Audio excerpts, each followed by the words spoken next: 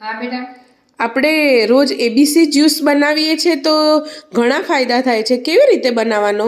ABC juice એટલે એ એટલે આમળા, બી એટલે બીટ અને સી એટલે કેરેટ. ઓકે. આ રીતે આ ત્રણનું જ્યુસ બનાવી અને પીએ છીએ. એમાં 3 કટકા કરી દેવાના નાના નાના, બરાબર. મિક્સર જારમાં નાખવાના. તો એ વખતે સિંધવ યા સંચર એમાં એ મીઠું નાખી અને પછી એને ક્રશ કરી દેવાના. ઓકે. જો તમારે એ રીતે ક્રશ કરીને, ઘણા લોકો શું કરે, ગાળીને પી લે.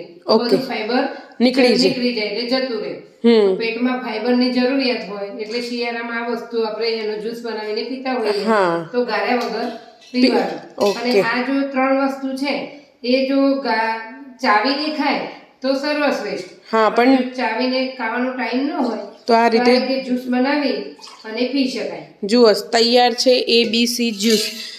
અત્યારે શિયાળામાં દરેકે આનો લાવો લેવો જોઈએ, કારણ કે આમળા, બીટ અને ગાજર ત્રણેય સરસ મજાના અત્યારે બજારમાં મળતા હોય છે.